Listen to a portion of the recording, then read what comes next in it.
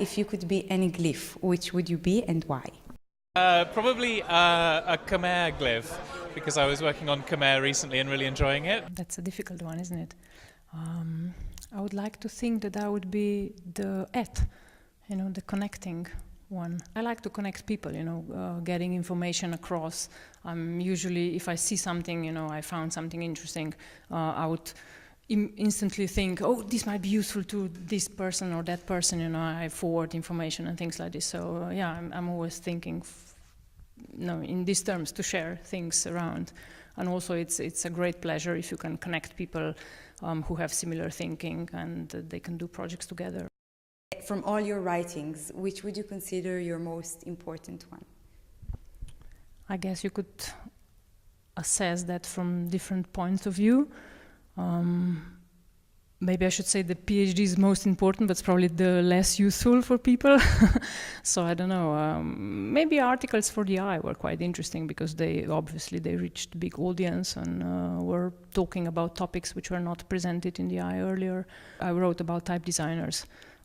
First one was Jean-François Pochet, who wasn't that well known at that time, and then the second one was Czech type designer Storm, which also was a sort of before the time, where all these things were actually available. And I'd like to think that could be a fresh view on things which were not published earlier.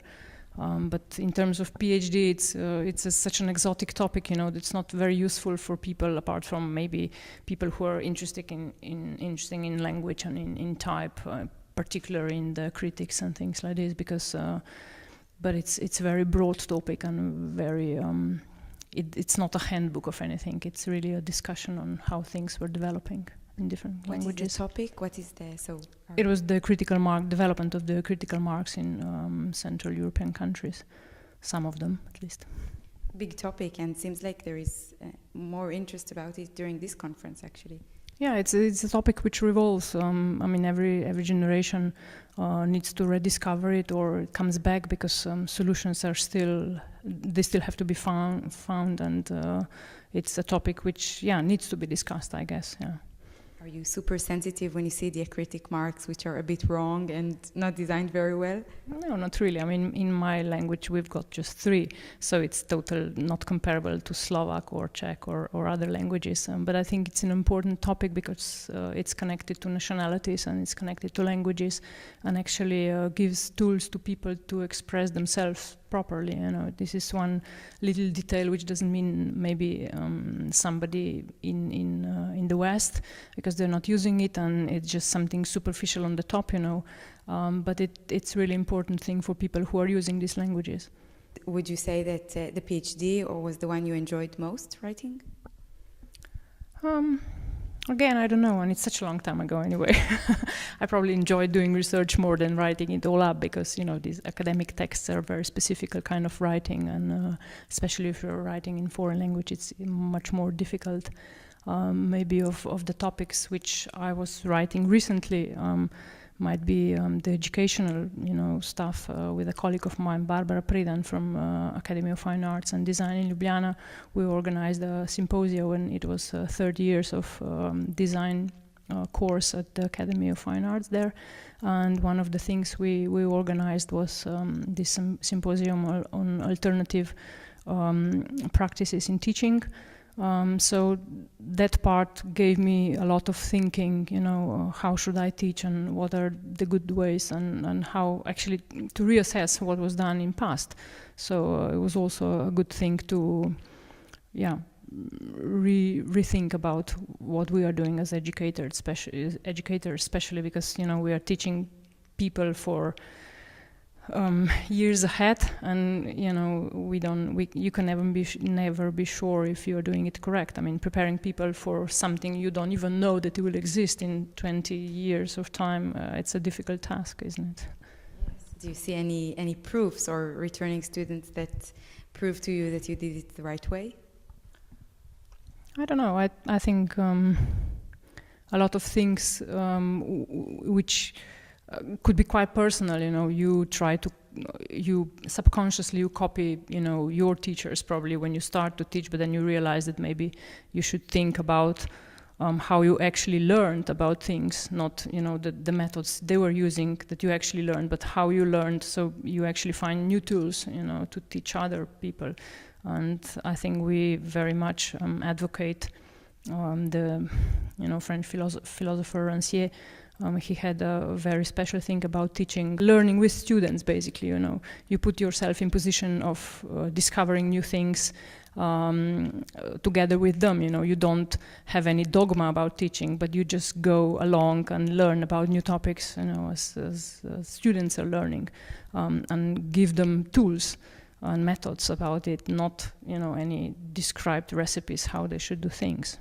And I think students sometimes do search for these methods or dogmas in a way, so it's probably more challenging for them to accept these. Yeah, it is in a way, because they would like to have recipes what's successful, but that's just not possible. We are in such a field that this will not work. There is no formula like in mathematics, that somebody would give it to you and you could just practice and then you will be able to do it. It's always open area, but it's also much more difficult for teacher to do it this way, because you have to be open and you have to be prepared to fail, of course. And you fail together with students, and maybe students go ahead of you, and you need to catch up with them in their thinking, or they will develop idea which you don't like, but it could be successful, but it doesn't work with your way of thinking. And it's much more challenging, of course.